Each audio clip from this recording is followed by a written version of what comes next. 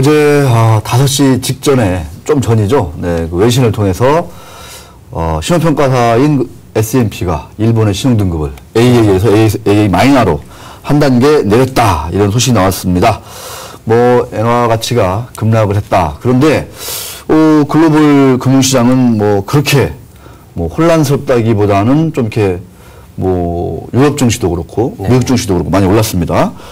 자, 그렇게 일본은 또 국제시장에서 만만치 않은 또 메이저이기 때문에 우리 시장에도 영향을 줄 수밖에 없는데, 뭐 지금 코스피 보니까 자동차 중심으로 좀 하락하는데 이게 아마 엔화 가치의 하락 뭐 이런 것과 좀 영향이 있는 것 같습니다. 자, 우리 일본의 국가 신용등급 등급 영향이 어떻게 될지, 자, 이유가 뭐고 영향이 뭔지 한번 알아보도록 하겠습니다. NH투자증권의 남동원 차장님 전화 연결되어 있습니다. 네, 안녕하십니까? 안녕하십니까? 네, 바쁘신데 이렇게 찾아주셔서 고맙습니다. 네, 고맙습니다. 네, 자, 말씀드린 대로 어제 S&P가 일본의 국가 신용등급을 내렸습니다. 많이 보도가 있기 때문에 이유를 먼저 좀 짤막하게 좀 정리해 주시죠. 네, 일단 두 가지 이유가 들어가 있습니다. 디플레이션이 지속되고 있다는 것, 그리고 일본의 재정 적자 축소를 위한 조치가 아직까지는 지지부진하게 이어지고 있다는 부분입니다. 일단 현재 일본의 국가 채무 943조 엔대, 그래서 여기에 대한 국가 채무에 대한 일관성 있는 전략이 부재하다, 이런 지적들이 나오고 있습니다. 네, 일본 신용등급 강등, 그 외환시장의 영향은 어떨지요? 네, 일단 오늘 시장을 움직임을 보면 전일 뉴욕 외환시장에서 달러 환율 82.88엔대, 그래서 전일보다는 약 5, 60엔대 정도, 0.50엔대 정도 상승하는 모습을 보이고 있습니다. 반면에 외환시장에서 영향을 미치는 것이 이제 유로화의 강세가 좀 더 두드러지게 나타나고 있다라는 부분인데요. 유로엔 환율이 113.73엔대까지 뛰어 올라서는 모습을 보이고 있습니다. 신용등급 하향 여파로 이제 엔화가 유로 대비 이제 큰 폭 약세 움직임을 보이고 있습니다. 특히 지난해 11월 23일 이후에 처음으로 113엔대에 올라서는 모습을 보이면서 아무래도 이런 움직임들, 앞서서 지적하셨던 것처럼 우리나라 자동차 관련 종목군들의 움직임들, 일단 외환시장에 연동이 되는 모습을 보이고 있는데, 엔화 약세에 따른 일본 수출 기업들의 가격 수혜가 나타나는 부분이다, 이렇게 판단이 되고요. 특히 이제 유로존에 진출해 있는 수출 기업들의 수혜가 좀 더 강화되지 않겠는가, 이렇게 전망이 되고 있습니다. 네.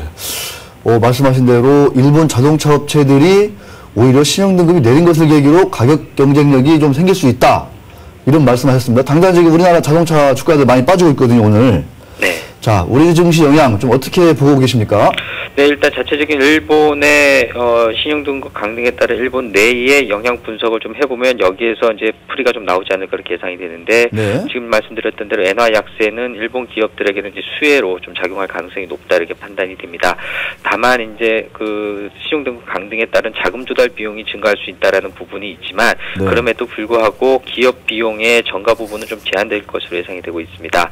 엔화 약세는 수입 물가의 상승세로 이제 이어질 가능성이 높고요. 그렇다면 일본 내에 물가 지수들도 좀 상승할 수 있다라는데, 이런 부분들 본다면 긍정적인 면을 읽어낼 수 있다라면은 디플레이션에 대한 요인들이 일부 상쇄 가능하다. 즉 디플레이션에 대한 지적으로 인해서 국가 신용 등급이 하락이 됐지만 또 조치를 통해서 또 개선점을 찾을 수도 있다, 이렇게 판단이 됩니다. 단기적으로는 일본의 재정 위기는 없을 것으로 예상이 되고 있기 때문에 글로벌 전체 증시에 따른 영향은 제한적일 것으로 판단이 됩니다. 또한 재정 위기가 없을 것이다라고 판단을 하는 데는 가계금융자산이 국가 채무보다도 더 많기 때문에 일단 일본 정부가 채권 발행 등을 통해서 충분히 자금 조달을 하는 데는 문제가 없을 것으로 판단이 되고 있기 때문입니다. 이번 조치 자체는 경제에 미치는 영향보다는 정치적인 영향이 좀 더 크지 않겠는가, 그래서 경제 요인보다는 정치적인 이슈로 발전할 가능성이 높을 것으로 판단이 됩니다. 네, 자, 말씀 감사한데요.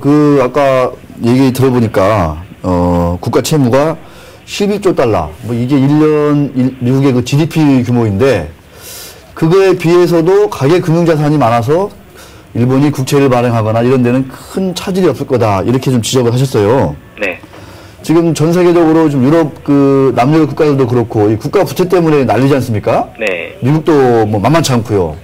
우리도 좀 뒤늦게 뭐 국가 채무 이런 것들을 좀 미리 선제적으로 관리를 해야 된다, 이런 얘기 나오는 것 같은데, 우리나라 뭐 어떤 국가 채무 이런 것들은 어떤 환율이라든가 국채 지표 봤을 때 크게 걱정을 하지 않아도 된다. 이렇게 좀 보고 계십니까? 어떻습니까?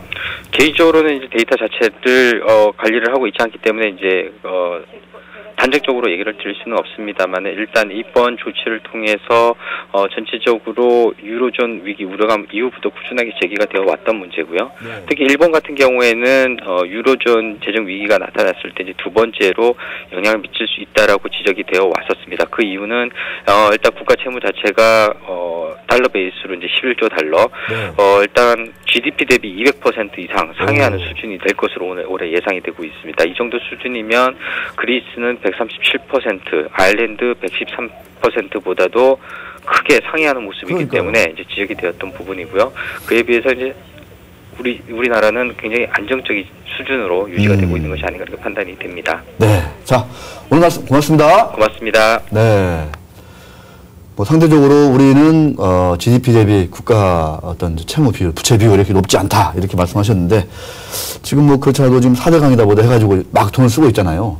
네, 채무가 좀 늘어나는 것 같아가지고 미리 선제적으로 좀 대응을 관리를 잘 했으면 하는 생각이 듭니다. 자, 넘어갑니다.